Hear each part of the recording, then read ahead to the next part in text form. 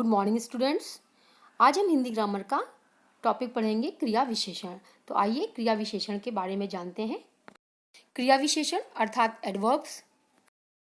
तो आइए हम जान लेते हैं क्रिया विशेषण की परिभाषा क्या होती है। जो शब्द क्रिया विशेषण या अन्य क्रिया विशेषण के अर्थ को सुधारते हैं या उसकी विशेषता प्रकट करते हैं, उन्हीं शब्दों को हम क्या कहते हैं, क्रिया विशेषण कहते हैं। उनके बारे में अतिरिक्त जानकारी भी जो देते हैं उनको भी हम क्रिया विशेषण कहते हैं। अर्थात क्रिया की विशेषता बताने वाले शब्दों को हम क्या कहते हैं, क्रिया विशेषण कहते हैं। क्रिया विशेषण कितने प्रकार के होते हैं देखिए। फर्स्ट वन है रीतिवाचक क्रिया विशेषण, सेकंड वन है कालवाचक क्रिया विशेषण, थर्ड वन स्थानवाचक क्रिया विशेषण और फोर्थ वन है परिमाणवाचक क्रिया विशेषण। तो आइए देखते हैं रीतिवाचक क्रिया विशेषण क्या होता है। रीतिवाचक क्रिया विशेषण इनके कार्य के तरीके के बारे में बताया जाता है। जैसे वे ध्यानपूर्वक सुन रहे हैं, धीरे धीरे जैसे, तेज जैसे, अचानक, इस टाइप के जो भी शब्द होते हैं वो रीतिवाचक क्रिया विशेषण के अंतर्गत आते हैं। जैसे मान लो घोड़ा धीरे धीरे चलता है या घोड़ा तेज चलता है, वह धीरे धीरे चलता है, मैं उसके घर अचानक पहुंच गई। तो ये सब चीज़ें क्या है, धीरे धीरे चलना किसी की आदत होती है, तेज चलना घोड़े की क्या है, आदत है। तो ये क्या होता है, कार्य करने के तरीके जो होते हैं लोगों के, उसके बारे में रीतिवाचक क्रिया विशेषण बताता है। तो जो ये शब्द यहाँ पे दिए हुए हैं, ये शब्द रीतिवाचक क्रिया विशेषण के अंतर्गत। रीतिवाचक क्रिया विशेषण का इसकी एक और पहचान होती है। जैसे जो भी वाक्य वहाँ पे दिया हुआ है और आपको पता करना है कि रीतिवाचक क्रिया विशेषण शब्द इसमें कौन सा है, तो दिए गए वाक्य में आप कैसे लगाकर उसमें प्रश्न कीजिए और जो तुमको आंसर मिलेगा वही शब्द क्या होगा, तुम्हारा रीतिवाचक क्रिया विशेषण होगा। मान लीजिए यहाँ पे दिया हुआ है वे ध्यानपूर्वक सुन रहे हैं, तो यहाँ पे ध्यानपूर्वक सुन रहे में हमने जैसे किया कि वे कैसे सुन रहे हैं, तो ध्यानपूर्वक सुन रहे हैं। तो ध्यानपूर्वक जो शब्द मिला वही हमारा शब्द क्या है, इसका मतलब रीतिवाचक क्रिया विशेषण है। सेकंड वन है कालवाचक क्रिया विशेषण। देखिए कालवाचक क्रिया विशेषण में क्या होता है, जो शब्द कार्य के किस समय होने का बोध कराएं उन्हें कालवाचक क्रिया विशेषण कहते हैं। किस समय का मतलब जो हमको समय का बोध कराएं, जिससे हमको ये पता चले कि ये जो है कार्य कब हुआ है। तो ऐसे शब्द क्या होते हैं, कालवाचक क्रिया विशेषण के अंतर्गत आते हैं।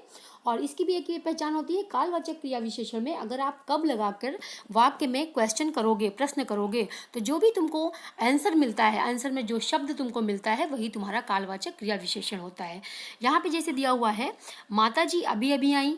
अब मैं अगर क्वेश्चन करूँ माता जी कब आई, तो माता जी अभी अभी आई। इसका मतलब जो अभी अभी शब्द है वो क्या है, कालवाचक क्रिया विशेषण का शब्द है।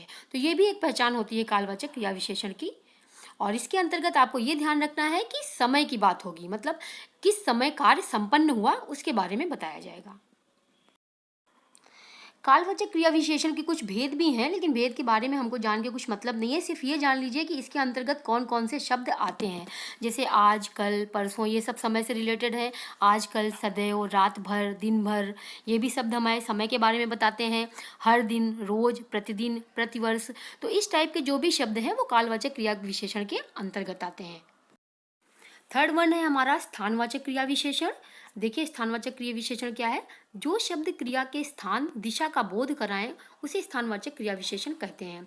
इसका मतलब दिशा बोध कराएं का मतलब किसी भी स्थान के बारे में बताएं, या तो स्थान होगा या किसी दिशा के बारे में बताएंगे। जैसे उदाहरण के लिए बच्चे ऊपर खेल रहे हैं, पिताजी अंदर बैठे हैं। अब यहाँ पे ऊपर खेल रहे हैं तो ऊपर क्या है, ऊपर एक दिशा है या तो एक स्थान बताया गया है, ऊपर मतलब ऊपर की दिशा में, यानी कि कहीं छत पर हैं। पिताजी अंदर बैठे हैं तो अंदर भी एक दिशा हो गई। तो इसकी भी एक और पहचान होती है कि जो भी स्थानवाचक क्रिया विशेषण शब्द होते हैं उसमें अगर हम कहाँ लगा के उनके वाक्यों में प्रश्न करेंगे तो हमको जो आंसर मिलेगा, जो शब्द आएगा आंसर में, वो तुम्हारा क्या होगा, स्थानवाचक क्रिया विशेषण होगा। मान लीजिए यहाँ पे दिया हुआ एग्जाम्पल में बच्चे ऊपर खेल रहे हैं। अब यहाँ पे अगर मैं पूछूं बच्चे कहाँ खेल रहे हैं, तो बच्चे ऊपर खेल रहे हैं, तो ऊपर हमको शब्द मिलता है। इसका मतलब जो ऊपर शब्द है वो क्या है, स्थानवाचक क्रिया विशेषण का शब्द है। पिताजी अंदर बैठे हैं, पिताजी कहाँ बैठे हैं, अंदर बैठे हैं, तो अंदर एक दिशा का बोध करा रहा है। इसका मतलब अंदर शब्द जो है, अगर हमने कहाँ से क्वेश्चन किया मिला हमको, तो अंदर क्या हो गया, स्थानवाचक क्रिया विशेषण हो गया। तो स्थानवाचक क्रिया विशेषण के अंतर्गत यही होता है कि या तो ये किसी स्थान के बारे में या फिर किसी दिशा के बारे में बोध कराएंगे, जानकारी देंगे। लास्ट वन हमारा है परिमाणवाचक क्रिया विशेषण।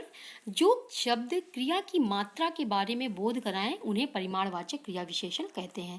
मात्रा का मतलब होता है क्वांटिटी के बारे में, कि कितनी है चीज़, उसके बारे में जो जानकारी देते हैं, बोध कराते हैं, वो परिमाणवाचक क्रिया विशेषण के अंतर्गत आते हैं। जैसे हम देख लेते हैं यहाँ पे, अब मैं बिल्कुल थक गया हूँ, उतना खाना चाहिए जितना पच सके। बिल्कुल थक गया हूँ का मतलब पूरी तरह से थक गया हूँ। तो यहाँ पे बताया क्वांटिटी, एक मतलब स्थिति बताई जा रही है कि कितना थक गया है वो। उतना खाओ जितना पच जाए, उतना का मतलब कितना, ये भी क्वांटिटी के बारे में है। तो जहाँ पर हमको मात्रा के बारे में बोध होता है वहाँ परिमाणवाचक क्रिया विशेषण होता है। इसमें जो है, इसकी पहचान के लिए भी वाक्यों में अगर हम कितना लगा के प्रश्न करें तो जो शब्द हमको मिलेगा वो क्या होगा, ये परिमाणवाचक क्रिया विशेषण का शब्द होगा। तो मान लो हम पहला वाक्य यहाँ पे दिया हुआ है, अब मैं बिल्कुल थक गया हूँ। अगर मैं पूछूं अब मैं कितना थक गया हूँ, तो यहाँ पे आंसर हमको क्या मिलता है, बिल्कुल मिलता है। तो इसका मतलब जो बिल्कुल शब्द है वो क्या है, परिमाणवाचक क्रिया विशेषण का शब्द है। नेक्स्ट वन दिया हुआ है, जैसे उतना खाना चाहिए जितना पच जाए, तो यानी कि कितना खाना चाहिए, उतना खाना चाहिए। जो जो उतना शब्द है वो परिमाणवाचक क्रिया विशेषण का शब्द है। यहाँ पे देखिए कुछ परिमाणवाचक क्रिया विशेषण के भेद दिए हुए हैं, लेकिन इतना डीप में हमको पढ़ने की आवश्यकता नहीं है। सिर्फ यहाँ पे हम ये देख लेते हैं कि कैसे शब्द जो है परिमाणवाचक क्रिया विशेषण के अंतर्गत आते हैं। जैसे खूब, खूब भी क्वांटिटी दर्शा रहा है, अत्यंत, अधिक, कम, थोड़ा, पर्याप्त, काफ़ी, कितना, जितना, बारी बारी से, कम से, थोड़ा थोड़ा। तो ये जो शब्द हैं ये क्या है, हमको मात्रा के बारे में अवगत करा रहे हैं, अर्थात ये क्वांटिटी के बारे में बता रहे हैं। तो ऐसे शब्द जो हैं वो क्या होते हैं, परिमाणवाचक क्रिया विशेषण के अंतर्गत आते हैं। तो इसी के साथ हमारा आज का टॉपिक क्रिया विशेषण खत्म हो गया, समाप्त होता है। और मुझे आशा है आप लोगों को समझ में आ गया होगा। फिर भी अगर आपको नहीं समझ में आता है तो आप जो जहाँ पर आपको डाउट है या नहीं समझ रहा है वहाँ पे आप स्लाइड को स्टॉप करके वापस देख सकते हो, समझ सकते हो। और अगले वीडियो में हम फिर मिलेंगे, तब तक के लिए धन्यवाद।